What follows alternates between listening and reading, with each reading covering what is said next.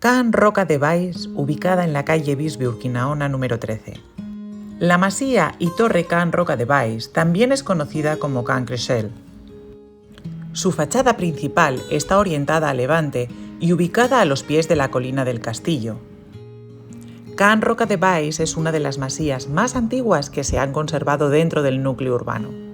En 1460, el señor Jaume March Eran-Pruñà decidió ceder sus bienes a sus vasallos de Castelldefels. En ese documento se conservan 69 declaraciones que correspondían a 22 masías y una de estas era la de Can Roca de Baix. La masía presenta una estructura irregular debido a las numerosas reformas que ha experimentado con sucesivos derribos y ampliaciones. Sin embargo, se pueden distinguir las partes más antiguas de las más modernas gracias a las piedras trabajadas de las puertas y ventanas.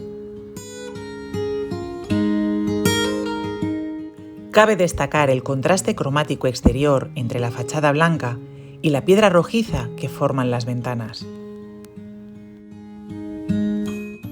Costa Barcelona, Diputación Barcelona, Ayuntamiento Castelldefels, Castelldefels, Costa Barcelona. Proyecto realizado por Equalitas Accesibilidad.